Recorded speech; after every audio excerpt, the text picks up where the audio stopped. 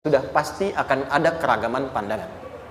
Dan yang kedua, yang tidak normal, keragaman pandangan itu boleh jadi melahirkan tindakan-tindakan yang kontraproduktif.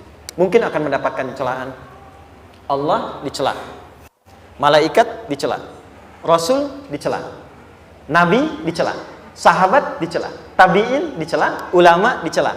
Kita siapa yang mungkin belum menjadi bagian dari orang-orang itu dan ingin bebas dari celaan? Itu mustahil. Jelas sampai sini? Jadi kalau mendapatkan celaan, berbahagialah, berarti kehidupan kita normal. Jelas? Pernah mendapatkan celaan dalam hidup? Halo? Pernah disoal oleh orang lain? Pernah direndahkan oleh orang lain?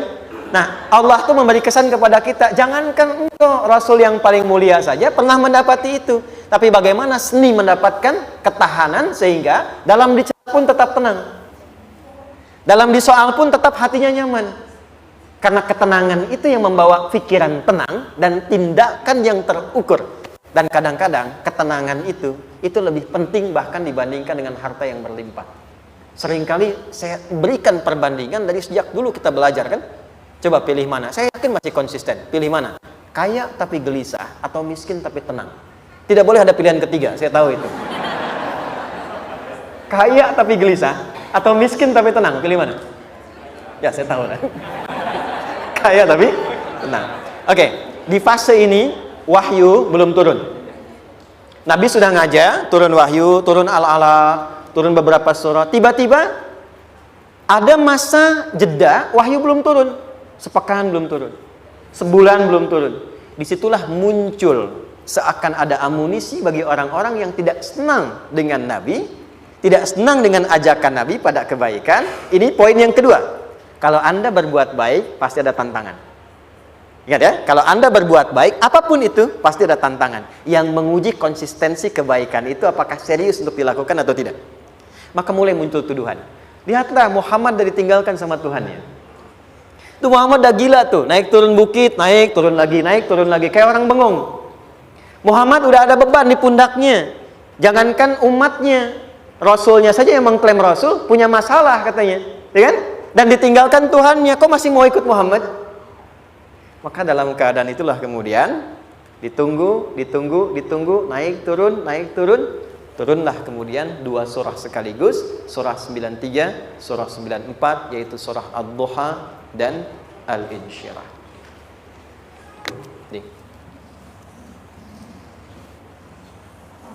Oke.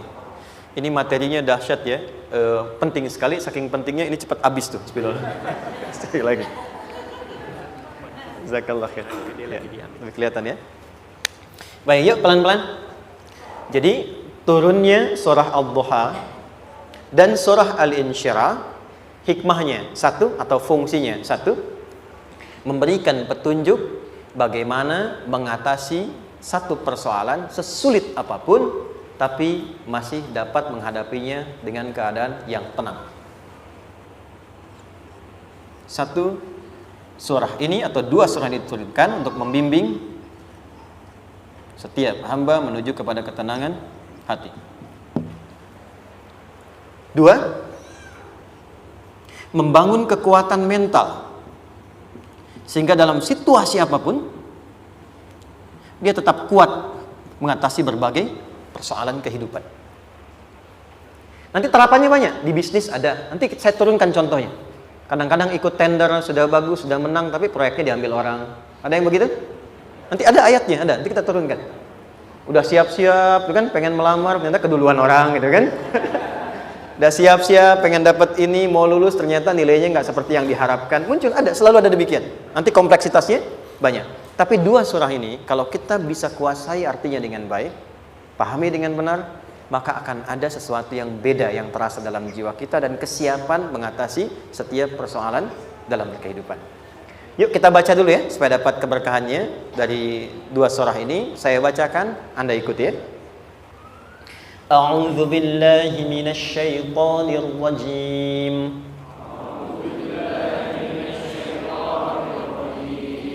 Bismillahirrahmanirrahim. Wadduha. والليل إذا سجى ما ودعك ربك وما قلى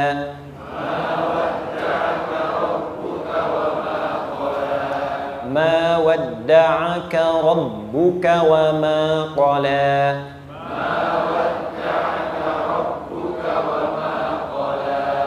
وللآخرة خير لك من الأولى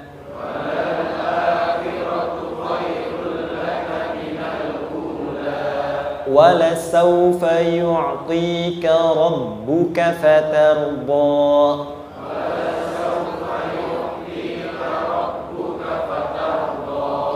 ألم يجدك يتيما فآوى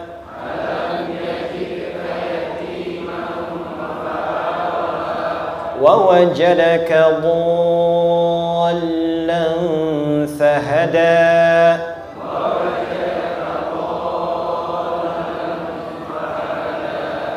ووجدك عائلا فأغنى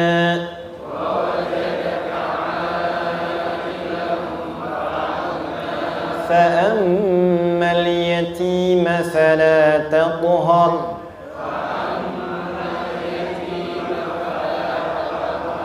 وأما السائل فلا تنهر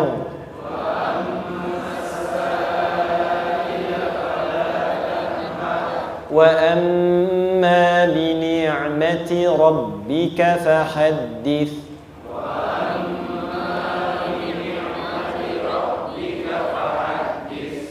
Satu surah dua, alhamdulillah. Izin saya bacakan tadi untuk diikuti supaya setidaknya kalau kita pulang dan ditanya bagaimana hidupmu engkau jalani, seperti apa engkau berinteraksi dengan Quran yang telah aku turunkan, maka kita pernah menjawab, ya Allah, kami pernah bacakan itu. Jangan pernah kita berkehidupan sampai wafat dan tidak pernah berinteraksi dengan Quran walaupun sekedar membacanya. Wadduha, aku bersumpah, setiap huruf waw yang berada di awal kalimat di satu surah itu makna utamanya berarti sumpah.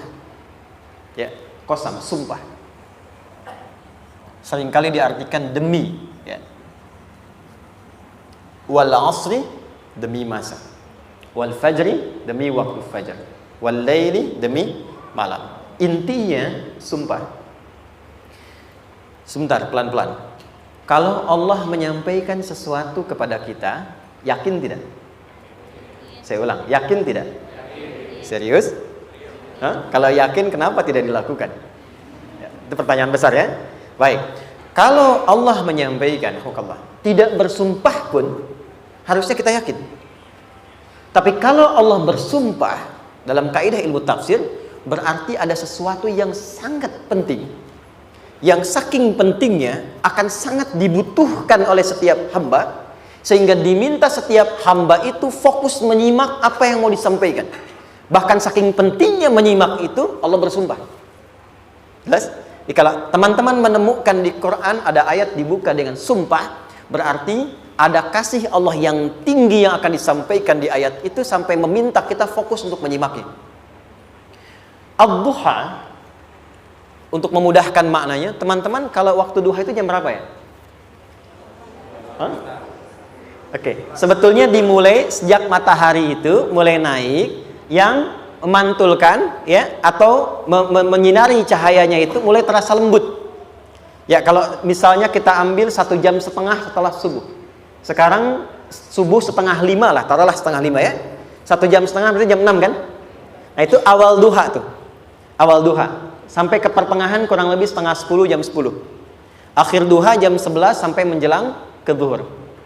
Awal duhanya disebut dengan syuruk namanya. Syuruk. Jadi syuruk itu awal duha. Kalau sudah jam 6 ada cahaya matahari ya. Enak nggak ke tubuh kita itu? Nyaman nggak? Jam 8 enak nggak kalau berjemur ya? Jam 9 enak ya? Nah, ini kata kiasan dalam bahasa Arab. Kalau kita merasakan sesuatu yang enak, nyaman, memberikan manfaat yang banyak, itu orang Arab sering memberikan kiasan dengan